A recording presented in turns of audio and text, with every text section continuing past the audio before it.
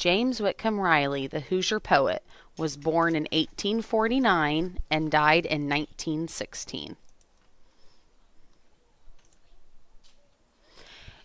James Whitcomb Riley was born on October 7th, 1849 in Greenfield, Indiana. He was born to Reuben and Elizabeth Riley. Reuben Riley was a lawyer in Greenfield. He was the first mayor of Greenfield, and he was elected to the Indiana State Legislature from Hancock County.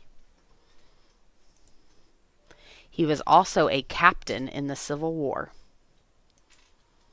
Elizabeth Riley, James Whitcomb Riley's mother, was a very patient mother. She loved to tell stories. She wrote skits and poetry for her children. She is said to have met the real Johnny Appleseed.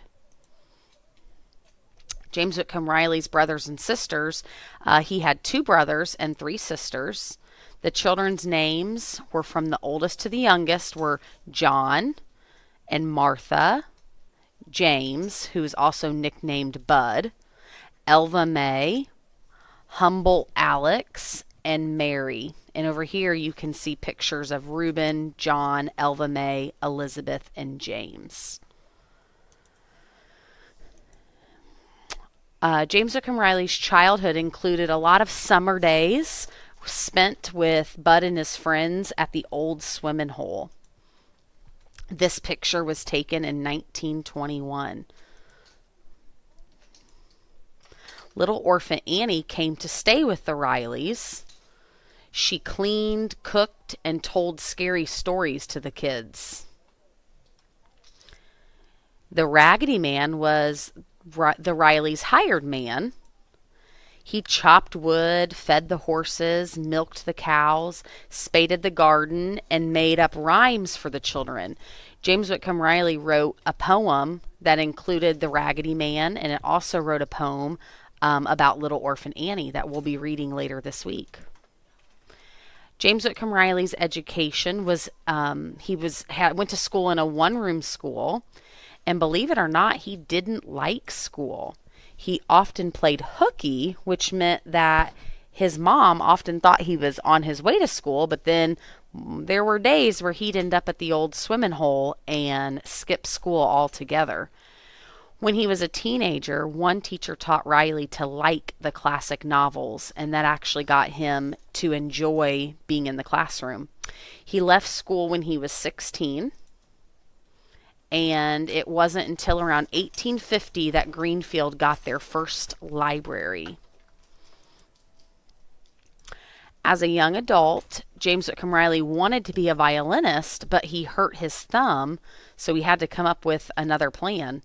He sold Bibles door to door in the Rushville area, so that meant he'd walk and try to sell those.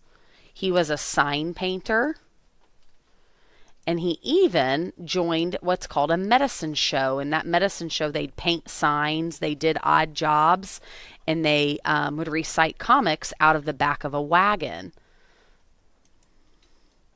This was where the bear story was first told, and that's another poem that we'll be reading later on this week as we learn more about James Whitcomb Riley. It's one of the funniest ones.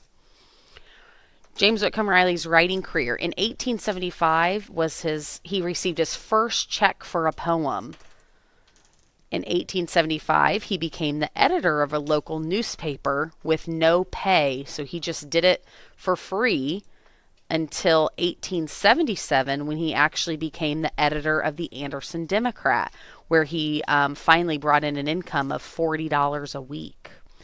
During that time, the Anderson Democrat was only sold to about 400 people, and then once James Whitcomb Riley became the editor, that increased to over 2,400 people in 4 months.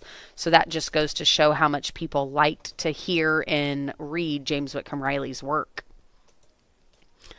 Leone is a poem that Riley wrote and put Edgar Allan Poe's name on it. So he wasn't the most trustworthy person when it came to his writing career at first, because he wanted people to get out there and actually read his things, but people didn't know who he was. So he thought of a plan to put a famous author's name, which was Edgar Allan Poe, on this poem, and people loved it.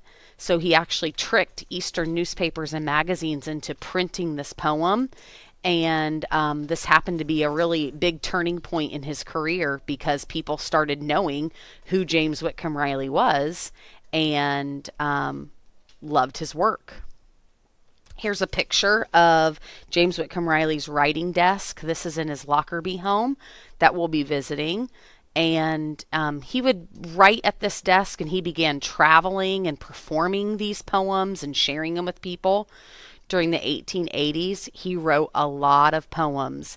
In one 3-day period, he wrote 300 poems. So that means he would just stay up in his room, kind of focus as well as he could, eat only when he had to, and he just wrote and wrote and wrote and just let all of his creativity flow onto the paper. He would seclude himself during those times, which means he would kind of just stay in a room all by himself and just write. The time between 1890 and 1902 was the book building period. So that's when he took a lot of his poems that he had been working on and put them into books. So every other thing that he had written was just individual poems. So now, during that time, he was able to collect a whole bunch, put them together, and then people were able to read many poems from James Whitcomb Riley instead of just one or two. James Whitcomb Riley loves children. He loved to write poems and share those poems with all the children in the neighborhood. He always carried chewing gum with him to give the children in the Lockerbie neighborhood. And here's a picture of him sitting with all these kids around him. He was probably telling them stories. And this is a picture of his dog Lockerbie sitting on his lap. He named it Lockerbie after the street that he lived on. And you're going to see a picture of the Lockerbie house here in just a minute. Right here. So here's the picture. James Whitcomb Riley lived in this Lockerbie house. He started living there in 1893. He paid his friends, it says Major and Mrs. Charles Holstein, he paid them to live in their house with them. So this house he didn't own. He ended up being a guest in their house.